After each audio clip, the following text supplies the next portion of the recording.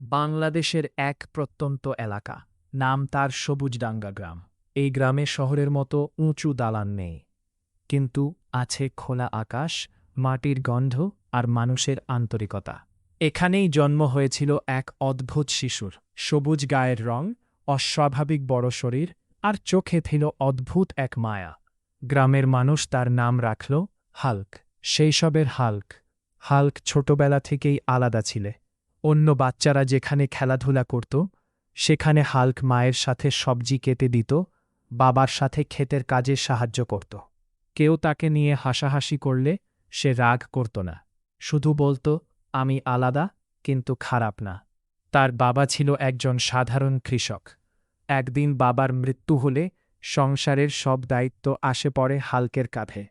তখন হাল্ক সিদ্ধান্ত নিল সে সৎভাবে সবজি বিক্রি করে জীবন গড়বে। ভর ৩টার সংগ্রাম প্রতিদিন। ভর ৩টায় হাল্ক ঘুম থেকে উঠত। চারদিকে তখনও অন্ধকার।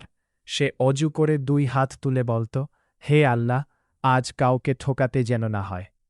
তারপর বাঁশের ঝুড়ি কাঁধে নিয়ে সে বেরিয়ে পড়ত, কখনো হাঁটা, কখনো ভ্যানে করে। কুয়াশার ভেতর দিয়ে সে যেত কৃষকের মাঠে। কৃষকেরা বলত, হাল্ক ভাই আসছে, আজ ন্যায় দাম পাওয়া যাবে। হাল্কের সবজি দোকানের জন্ম। বাজারে হাল্কের দোকানটা প্রথমে খুব ছোট ছিল। একটা টিনের ছাউনি, নিচে কাঠের টেবিল।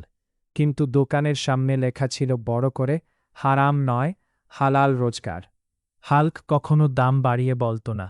কেউ যদি বেশি টাকা দিত, সে ফেরত দিত। একদিন এক লোক বলল, এভাবে ব্যবসা করে বড় হওয়া যায়? হাল্ক মুচকি হেসে বলল, বড় দোকান না, বড় মন দরকার। গরিবের বন্ধু হাল্ক। একদিন এক বিধবা মহিলা এলো, চোখে পানি, হাতে মাত্র কয়েকটা কয়েন। সে বলল, বাবা, বাচ্চারা 2 দিন কিছু খায়নি। হাল্ক কোনো কথা না বলে এক ব্যাগ ভর্তি সবজি দিল।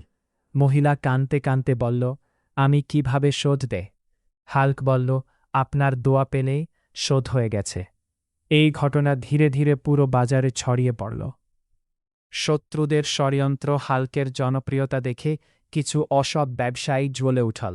তারা বাজার কমিটিতে অভিযোগ করল, হাল্ক নাকি ভেজাল সবজি বিক্রি করে। হাল্ককে ডাকা হলো। সবাই চুপচাপ।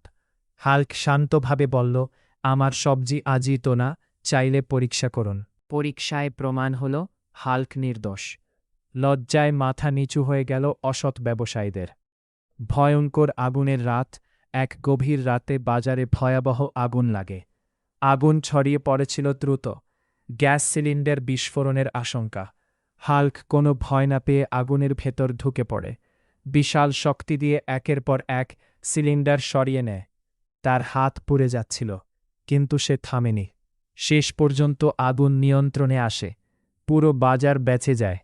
সেদিন সবাই একসাথে বলল, হাল্ক শুধু সবজি বিক্রেতা না, সে আমাদের রক্ষক। সম্মান কিন্তু অহংকার নয়। ইউনিয়ন পরিষদ থেকে হাল্ককে সম্মাননা দেওয়া হলো। সাংবাদিকরা ছবি তুলল। একজন জিজ্ঞেস করল, আপনি এখন বিখ্যাত, দোকান বন্ধ করবেন? হাল্ক হেসে বলল, মানুষ না খেলে নাম দিয়ে কি হবে?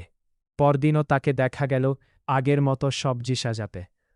হাল্কের সবজি সাম্রাজ্য সময়ে বদলাতে লাগল। হাল্ক ধীরে ধীরে আরও দোকান খুলল, কিন্তু একটাই নিয়ম, ওজনে কম না, দামে প্রতারণা না, গরিবকে অবহেলা না। সে গ্রামের তরুণদের কাজ দিল, বলল, চুরি না শিখে পরিশ্রম শিখো। শেষ শিক্ষা আজ সবুজডাঙ্গা গ্রামে কেউ খালি পেটে ঘুমায় না, কারণ সেখানে আছে এক সবুজ মানুষ, হাল্ক। দোকানের সামনে এখনও লেখা, শক্তি নয়, সততাই আসল সুপার পাওয়ার।